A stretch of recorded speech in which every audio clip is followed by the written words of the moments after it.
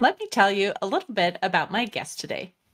Matt and Anna, a dedicated couple based in the greater Lehigh Valley, Pennsylvania, are passionate real estate investors specializing in acquiring, renovating, and holding single family and small multifamily properties for long term investment.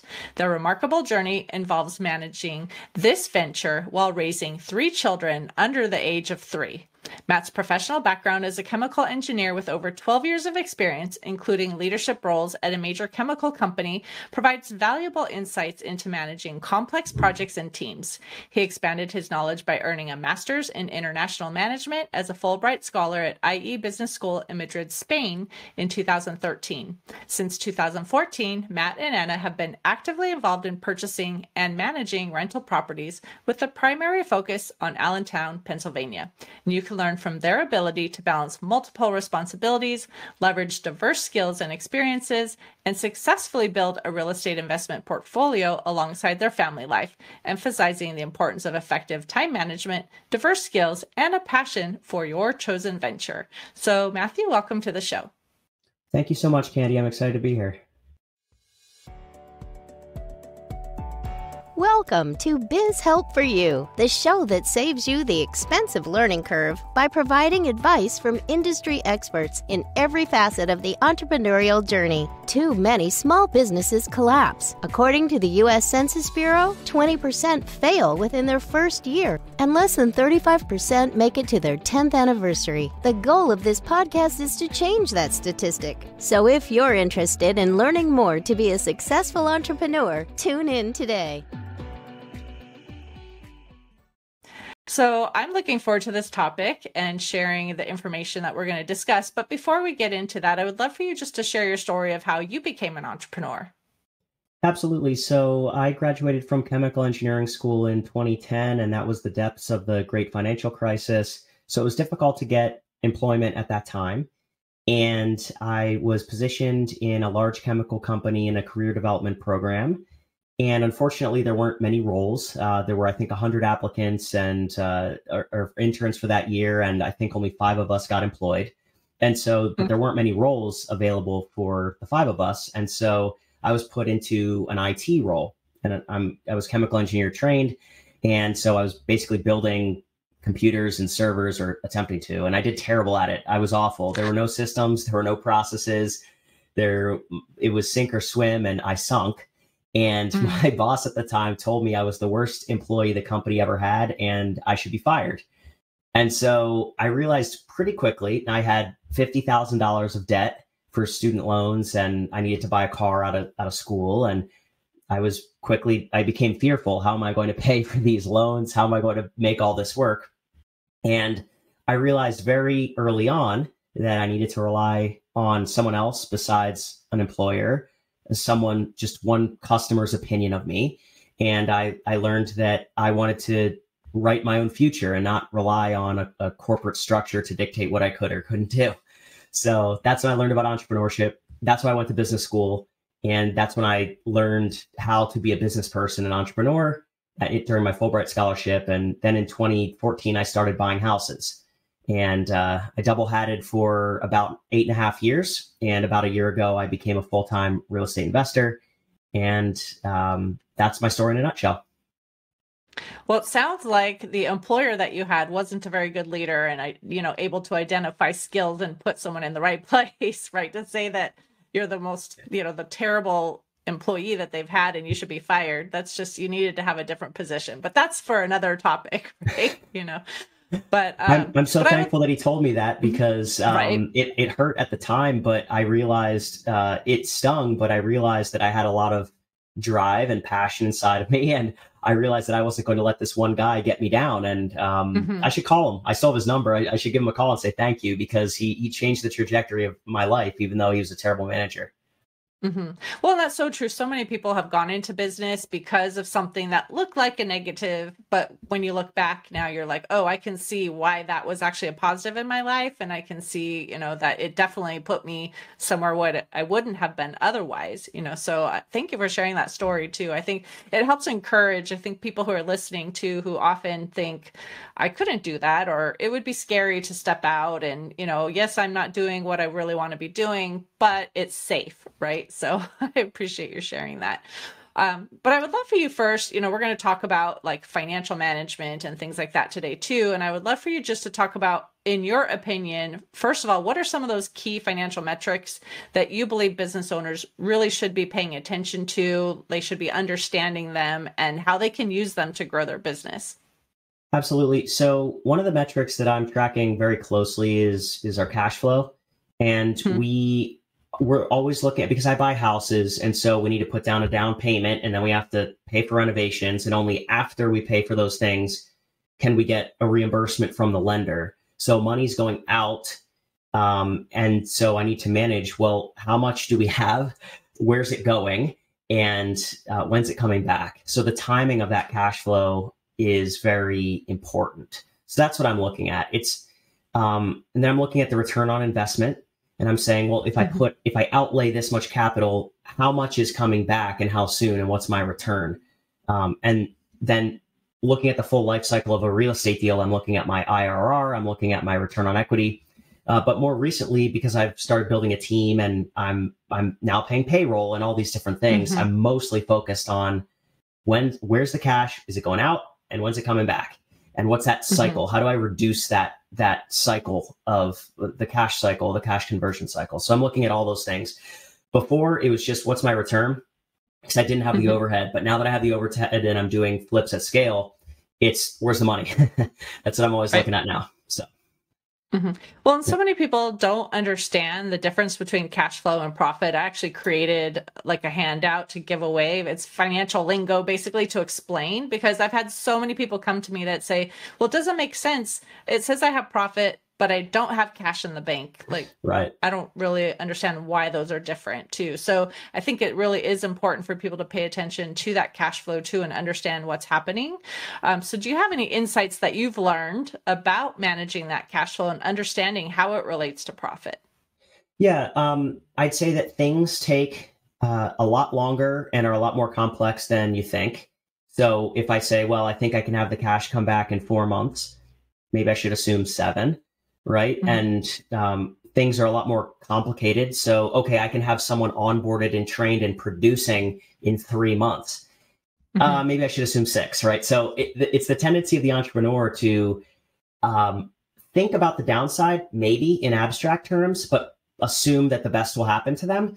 And the gap between what you assume will happen and what actually happens is where all the stress and anxiety comes in, because things are a lot harder and they take a lot longer than you think. So having the cash to buffer that gap between, well, here's what I projected my return is in 6 months, 8 months, a year. And then what happens between now and then? Well, I'm having to pay payroll and I'm having to pay tax and having to pay all the contractors. What happens in there? Because at least in my business, the profit's at the end after everyone else gets paid. And so that cash has to be there to pay everyone else and buy all the materials first. It might not be that way in every business, but that's just a couple of nuggets there that I've learned over the years. Well, and especially in real estate, right? Because I think a lot of people don't understand always when you make a purchase, if it's something that has to be depreciated over time, that's an asset, and then the loan that you get for that is not completely written off in the year that you're paying for it, right? You get money that is infused, so that's not income, right? But when you're paying it down, you're paying down the principal of a liability, and only the interest is an expense as well. So I think a lot of times people are thinking that they could expense things, which would reduce their profit, but it really doesn't, right? And so they're showing more profit. And I know a lot of times people don't understand, well, how can profitable businesses be claiming bankruptcy? Right. Well, it's because there's no cash, right? So really managing those two, I think, is really important. And so in your industry, like you're saying, really paying attention to how long it's going to take you for getting that money in to pay those expenses that you're incurring, I think is really important as well. So do you have any tips that you want to share too on how you've really projected what those numbers are in terms of managing them that will help others really understand what they need to do for projecting their cash flow? Absolutely. And a mentor of mine, when I was first starting out, told me, don't go broke doing good deals. And I never understood that in the beginning, but now I do, because you can see, well, if I could just do another deal, there's more profit, there's more profit, there's more profit. But to chase that profit, you need to put down a down payment. You need to do the Mhm. repairs. And so it's more cash out. And yes, you might get the cash back in 6 months, but you can only do so many deals that way. So don't go broke doing good deals was advice that I learned early on. As far as Mhm. tips and tricks, which was your next question, I have a pretty advanced model where I've built it in Excel where I'm looking at, okay, what are all of our expenses this month? What are our marketing expenses? What are our payroll expenses? What are administrative and overhead expenses? And then I look at, and it's based off of when I'm looking at all the HUD-1 settlement statements, but it doesn't matter. I mean, it could be when you're making payments for inventories. I'm looking at when we're paying all the contractors and what the draw schedules are. And I map it out and I say, what do the next 3 to 6 months look like? And what deals do we have and how much do we need to close those deals? How much do we need to renovate those deals? And then what are we selling and what's coming back? So I was a chemical engineer, and it came naturally to me where we do, I'm not going to get too nerdy, but we do like a mass balance. We say, well, what's coming into this thing? What's going out of this thing? And then if more's coming in than's going out, then the level's going up, right? And it's the same thing with your money. It's if you have more money going out than's coming in and you don't map it, your cash level goes down in that swimming pool, so to speak. But if you have more water coming in than is going out, the level goes up. And I always viewed it very simply like that. So I have complex tools that we've built over years, but the principles are relatively simple. When am I getting sales, and when am I paying everyone else, and making sure that the sales are greater than the expenses. Right. Well, and you talk about managing all these different properties. It's not like you've bought one and you're flipping one. And, there's all these different things that you really have to look at to help you manage. So do you have tips in terms of maybe some software or other things that you're using to make this all easier so that those who are listening who are maybe trying to do it as well can get some tips regarding that? Yeah, there's plenty of property management software. We use AppFolio, and we could see what's our delinquency, who hasn't paid, how much have we collected, how much are we still owed. And then we could see all of our work orders, and that way we know, okay, well, we expect to spend this much. And so we use AppFolio, but there's lots of different softwares. And then as far as like the overall cash coming in, cash coming out, we just use a Google Sheet. And we map, because we're selling maybe 5 to 6 houses a month right now. We signed a fund to do more, but so we're selling 5 to 6 houses a month, and we're purchasing maybe 10 a month right now. So we can see and then we just build it out from there in Google Sheets. We also use LeftMains. It's Salesforce, but it's for real estate investors. So we use that to track our deal flow and our transactions when they're closing. So those are just 3 of the things that we use, but there's just a lot of software out there that can help. Start there. Don't start on pencil and paper. Yeah. Well, and there's so much technology that is out there, but sometimes it's hard to know what is the right one for you to use and be able to use it effectively. And if you're going to continue growing, right, it's one thing if, like you said, you have maybe 1 or 2 properties, especially if it's like a single family residence, maybe you don't have a lot to have to deal with. But if you've purchased, let's say like an apartment building, right, with maybe 20 people in there, and you have to manage all of the rents for now until you sell again to someone else. I mean, there's a lot that could go into real estate investing and managing and all of that too. So like, how do you even identify, for those who are listening, who are thinking like, well, it sounds like what he's doing is something that I could be doing, but how do you identify even those ideal properties that, like you said, maybe it's not just looking at, yes, this is going to be profitable in the long run, but is really a wise investment to allow you to have, again, the cash flow that you need, profit hopefully in the long run. But how do you manage all of that and figure out what is the right investment? Yeah, that's such a great question. It really starts, so the property is like the 4th or 5th thing that we'll look at. So first, we look at our mentality and our investing philosophy, and we'll say, well, what type of an investment company do we want to be? So, do we want to buy industrial properties, or do we want to buy retail properties, or multifamily properties, or single family homes, residential? So it really starts with your purpose and why. For us, it's residential up to 10 units. And there are many reasons for that, but we're clear on what those are. So you have to identify your why. Then you have to identify in your investment philosophy, but then you have to identify your team. So, okay, who am I going to be working with? Who are the contractors? Who are the property managers? Who are the vendors? Who are the lenders, right? Who are the insurance agents, the brokers, the realtors, right? So who's the team? And then after that, you need to identify, okay, well, what market do I want to be in? Do I want to be just within a 10-minute drive from my house? Or am I comfortable buying houses nationwide? And then that's also going to kind of go back to number two of who's my team in those areas. And then once you've identified, and then for the market, are people moving in? Are jobs moving in? Is it a revitalizing, growing, expanding area, or is it a declining area? Some areas are growing, some are declining. And so for me, that's a physical market, but it could be anyone's sector or space. Like what business are they going to be in and what sector? And then lastly, it's what property. So once you have your philosophy, your team, your market, then you look at a property within that market. So is there anything that you could suggest to someone who's thinking like, I have never invested in any properties before too, and I would like to get started and have that as a potential stream of income at some point too? What are your tips for someone who's just getting started and what they should be looking for?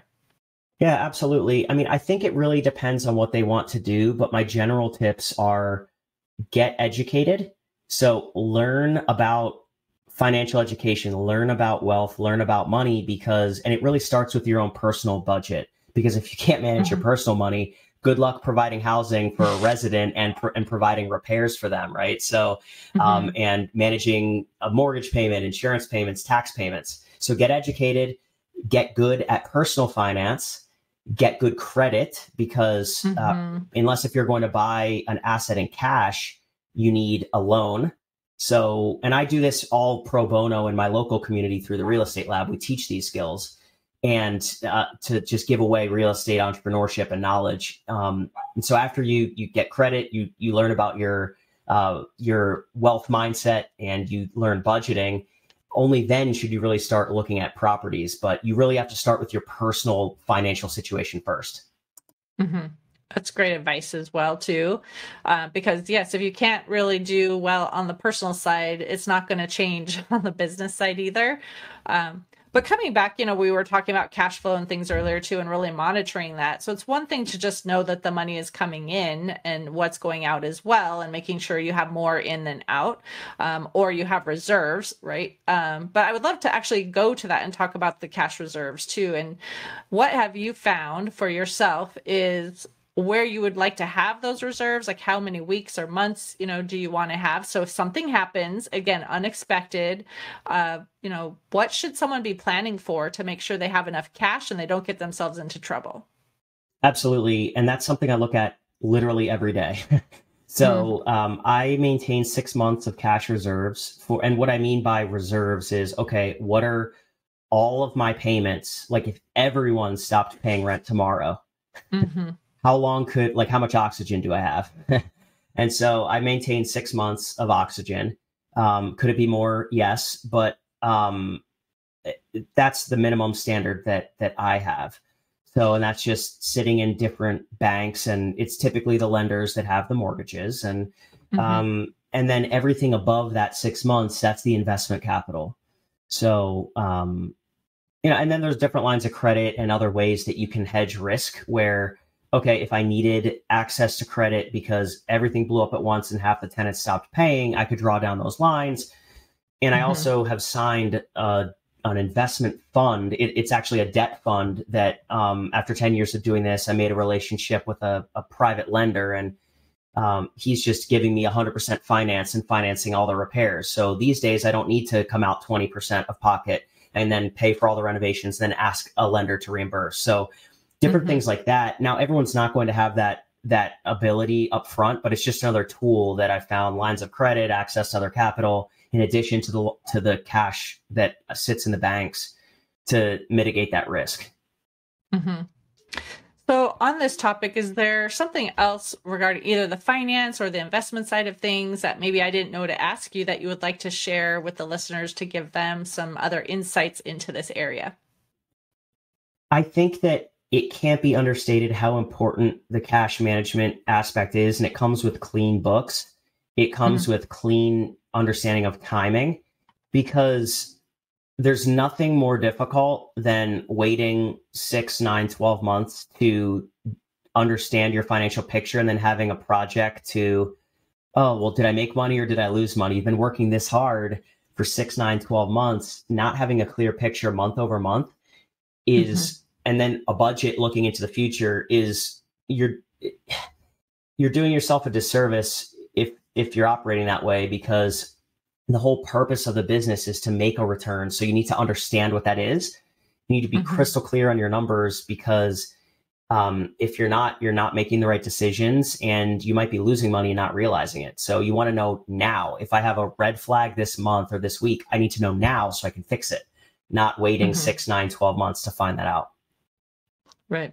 Well, and some people might be thinking like, yes, I've heard real estate is a great investment, and, you know, I wouldn't want to buy 1 or 2 properties to hold long term, you know, maybe I'll retire, that will be my income. But to actually be an investor and that's your livelihood, isn't it scary, right? You know, you don't know what's going to happen with properties. They can decline. Sometimes people are saying there's going to be another crash soon, you know. So do you want to talk to someone who maybe is interested but is still a little bit scared about going into the market and buying properties? Yeah, I mean, I'd say that there are a lot of successful individuals that are investing in real estate. And so can it be scary? Yes, but the best antidote for that is education and action. So absolutely, my first property, I was scared. Well, what do I do if the tenant doesn't pay rent? And that ended up happening. And you know, you make sure that you have the cash reserves. And really the essence of it is understanding risk. What could go wrong and what's my plan if that happens? So many people get caught off guard because something happens, but they really didn't understand that that is a likely possibility. And so it's constantly evaluating, what's my risk? How do I mitigate it? What's my risk? How do I mitigate it? And having a clear risk profile, what you're willing to tolerate and not tolerate for you, helps to get started and take that action. Yep. Sounds like it comes back to strategic planning too, and really thinking through all of that, and, you know, coming up with that plan and really having like, okay, what do we think is going to happen? Let's prepare for that. And in the event that it does, we've got the cash on hand. If it doesn't, we're ahead of the game, right? You know, so That's right. I know that's an important consideration, because we don't want to lose out on opportunities because we're too scared. And really, in any type of business, we all have things that could come up. And, you know, it's not just in the real estate market. Some are a little more prone maybe to things happening and are more affected when, you know, the economy goes down. But really, starting a business, it's a scary thing, but it's exciting too. And there are some benefits and, you know, potential drawbacks. But hopefully in the long run, we've got all those positives that outweigh any negatives we may have had. Absolutely. So I know we're coming close to the end of the time we have together. I would love to ask if you have like an offer that you would like to share with our listeners, and if they have more questions, they want to reach out to you, how can they connect with you? Absolutely. So they can reach me at my website, pezonproperties.com. That's Pezon, as in November, properties.com. And we have a form there.